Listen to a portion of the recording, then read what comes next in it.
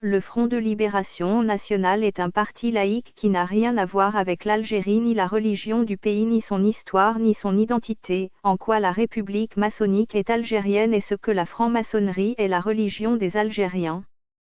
Les Algériens qui ont combattu pour l'indépendance du pays sont morts pour l'islam, pas pour les valeurs de la France que sont la fausse république, la fausse démocratie et la fausse laïcité. Les Moudjahidines sont morts pour Allah et pour le paradis, pas pour des concepts satanistes et lucifériens importés des colons.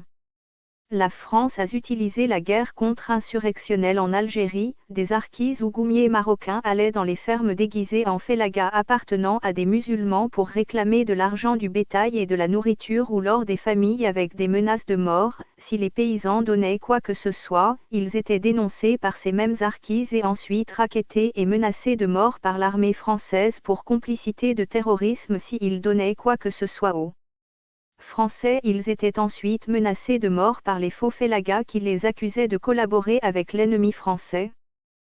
Tous les partis politiques ont été créés par la France, le Front de Libération Nationale, le FFS, le RCD, plus tard même le FI ont été créés par la France. L'armée algérienne n'est qu'un copier-coller de l'armée française, aussi les lois en Algérie et tout le système n'est qu'un copier-coller de la France en moins riche.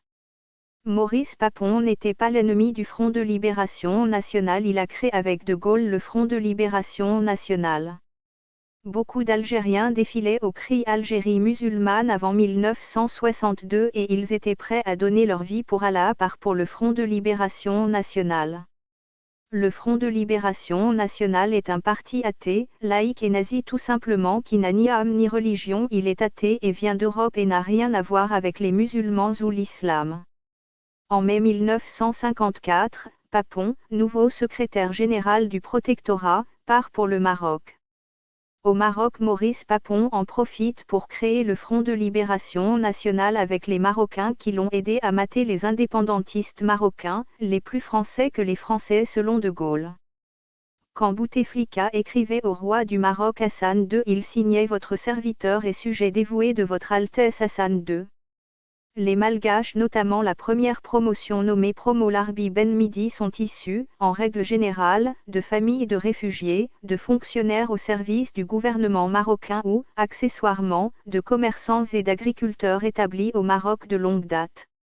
La petite bourgeoisie, pour utiliser une formulation marxiste. Voici quelques noms connus de cette fameuse promotion des Marocains du Malg: Adjadej Malika, Miri Rachida, Hamid Ghazali, Abdesmed Chelali, Berry Mustafa, Mohamed Semache, Kerzab Ismail, Abdallah Khalef, KSD Merba, Abdelkader Khalef, Kamel, Ali Tounsi, Gouti, Ahmed Zerouni, Ferra, Adjazou, Nasser, Mohamed Laala, Kadour, Abdelhamid Temar, Abedenour, Hassan Bandielti, Abderrezak, Boualam Bessaï, Lamine, etc. Deux riches familles marocaines ont offert leurs maisons et leurs fermes pour abriter les stages du Malg. Il s'agit des familles Beniyek Clef et Bou Abdallah. L'un des fils, Bou Abdallah, est actuellement le PDG d'Air Algérie. Dès la proclamation de l'indépendance le 5 juillet 1962, le clan d'Oujda sous ordre de Gaulle fomente son premier coup d'État en destituant violemment le GPRA, gouvernement provisoire de la République algérienne. Selon une source bien informée, le vrai nom de Ahmed Bambella serait Ahmed Ben Majoub Ben Ambarek, qui serait un Marakchi de père et de mère. Sa biographie officielle le fait naître à Magnia, mais le culte du mensonge du pouvoir marocain d'occupation en Algérie est tel qu'il est permis d'en douter. Zerouni a créé le service Action commandé par le sinistre Abdallah Bonanza. Ce tortionnaire, qui avait fait des aveux à la presse par la suite, était chargé de réprimer durement les opposants communistes et berbéristes. KSD Merba, les frères Zerouni, Ali Tounsi et tous les Marocains formés par Boussouf et structurés dans la SM ont semé la terreur au sein de la population.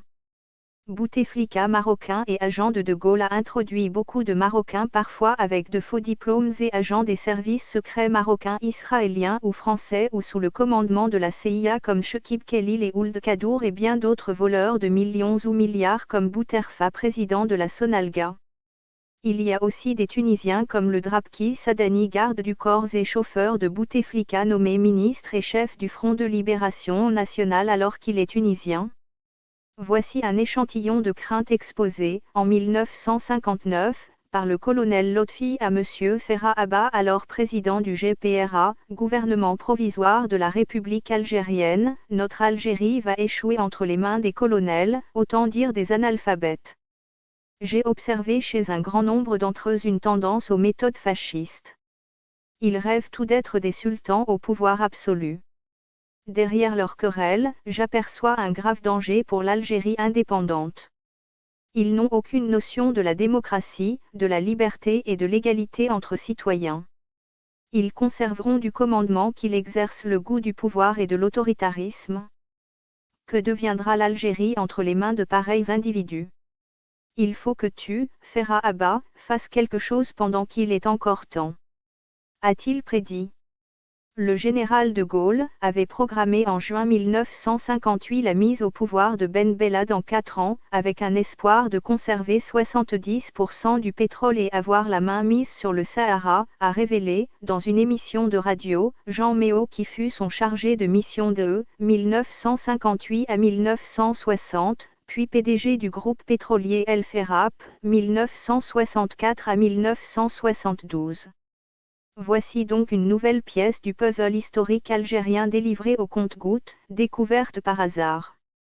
Le casse-tête de l'écriture de notre histoire cause des migraines à plusieurs générations d'Algériens devenus schizophrènes et paranoïaques à force de se triturer les méninges sur les causes de la déliquescence chronique d'un État construit par des putschers, impostures, trahisons, forfaitures, mensonges et corruption. On n'avait pas prêté grande attention aux propos accusateurs de la veuve de Abban Randan qui avait déclaré à la presse que Ben Bella a été fabriqué par les Français. Naturellement, ce sont les Français qui lui ont fait cette propagande pour lui donner un nom. C'est à partir de là que les Français ont préparé un président pour l'Algérie. La France voulait donner un chef à la révolution algérienne, le plus bête des chefs. C'est la dernière farce que la France nous a faite. Liberté du 8 novembre 2002. Le personnage du Marocain Ben Bella est un élément clé du bâclage de l'indépendance algérienne trahie par les manigances de Gaulle et les complots des services secrets coloniaux. Le fils du général de Gaulle avait rapporté dans son dernier livre, Mon père de Gaulle, une confidence étonnante et lourde de sens faite par son père: nous avons laissé 140 000 harkis infiltrés dans les rangs de la LN.